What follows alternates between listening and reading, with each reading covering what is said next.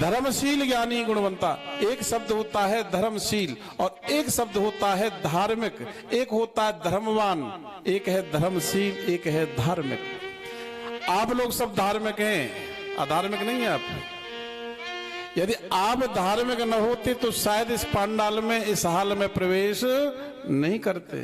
जो धार्मिक नहीं है ना, वो तो बाजार में भी आएंगे, काम करके चले जाएंगे, पांडाल के बराबर होकर के निकल जाएंगे। आप धार्मिक हैं, दिल्ली से आ गए, धार्मिक तभी तो आए। लेकिन धर्मशील किसे कहते हैं? बोले जो धार्मिक बन करके धर्म स्थान पर जो आ जाते हैं और जो व्यासपीठ के द्वारा जो धर्म की बातें बताई जाती हैं, जो धर्म के जो सूत्र हैं, उनको जो अपने जीवन में डाल लेता है, वह धर्मशील बन जाता है। बोलो जय श्री राम। वो है धर्मशील। अब कहते हैं महाराज, सीता जी का निवास है मिथिला में।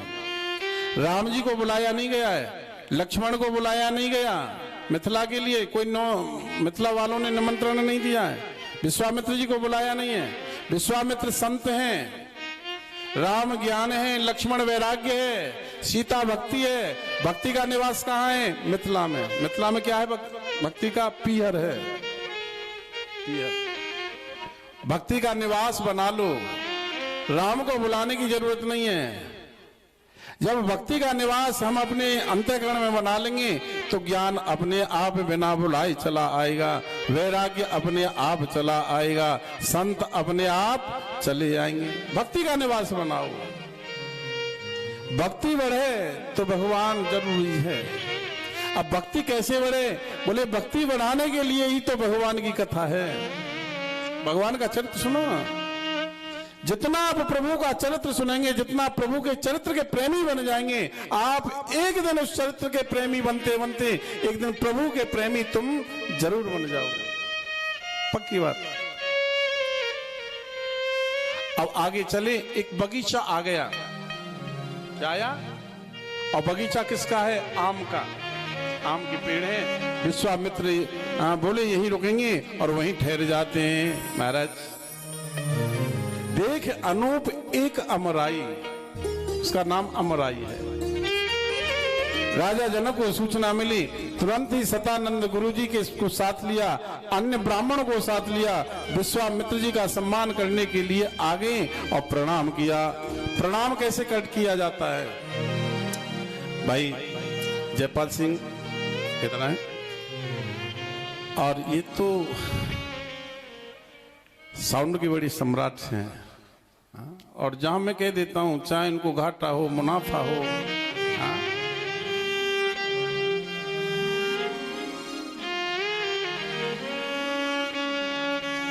और भगवान के बड़े प्रेमी हैं। पुत्रवत इनके प्रति मेरा भाव रहता है। अब महाराज प्रणाम कैसे किया जाता है? संतों को प्रणाम करो तो कैसे करो, ब्राह्मणों को प्रणाम करो तो कैसे करो? कीन प्रणाम चरण धर माथा, असीस मुदित मुनि नाथा। माथा रख दो, उल्टा सुल्टा लिख रहा है ना, वो सीधा हो जाएगा। मुनि ने आशीर्वाद दिया, तेही अवसर आए दो भाई, गए रहे देखन फुलवाई। दोनों भाई जो फुलवाड़ी देखने के लिए गए थे, वे आगे राम और लक्ष्मण, उन्होंने प्रणाम किया। मूरत मधुर मनोहर देखे, भयो विदेह विदेह विसेखी। राम जी की तरफ देखा, विश्वामित्र ज्ञानी है, महामुनि है महाराज, और इधर राजा जनक भी वेदांतियों के सिरमौर हैं। राम जी की तरफ देखा तो मन राम की तरफ खिंच गया। पलक भी नहीं मारे, पलक भी नहीं झपके, और कहा नाथ सुंदर दो बालक, मुन कुल तिलक किनप कुल पालक। ये किसके बालक हैं? या संसार के पालक हैं? जो संसार का पालक है वो बालक हो नहीं सकता, और जो बालक है वो संसार का पालक हो नहीं सकता, और जो पालक है वो बालक कैसे बनता है? बन नहीं सकता है। भक्ति रूपी जल होगा तो स्नान होगा, ज्ञान रूपी सावन से मैल कर सकता है लेकिन धुल नहीं सकता है। इसलिए वशिष्ठ जी ने राम जी से कहा, प्रेम भगत जल बिन रघुराए, अभ्यंतर मल कबहु न जाई। बाहर का मैल धोना है तो जल से स्नान कर लो, अंदर का मैल धोना है तो भक्ति रूपी जल से स्नान करना ही पड़ेगा। जब तक भक्ति रूपी जल से स्नान नहीं मिलेगा तब तक अंतःकरण का मैल कभी महाराज नष्ट नहीं हो सकता, धुल नहीं सकता। अब इसके बाद में लक्ष्मण की मन में जनकपुर देखने की इच्छा हुई। लखन हृदय लालसा विशेषी, जाई जनकपुर आई देखी। और राम अनुज मन की गत जानी, भगत वछलता ही हुलसानी। लक्ष्मण के मन में भाव आ गया जनकपुरी देखने का, लेकिन कह नहीं रहे भैया से। पर राम अनुज मन की गति जानी, राम जी ने छोटे भाई की मन की गति को जान लिया।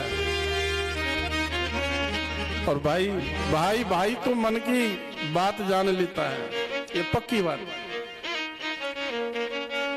और राम जी ने गुरुदेव से कहा, हे गुरुदेव, लक्ष्मण के मन में नगर देखने की इच्छा है, यदि आपकी आज्ञा हो तो नगर दिखाए तुरंत ले आऊं।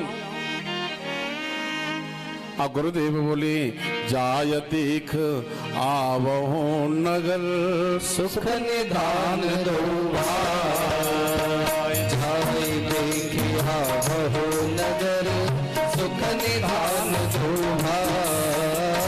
करहु सुफल सबके नयन, सुंदर वदन दिखाय। करहु सुफल सबके नयन, सुंदर वदन दिखाय।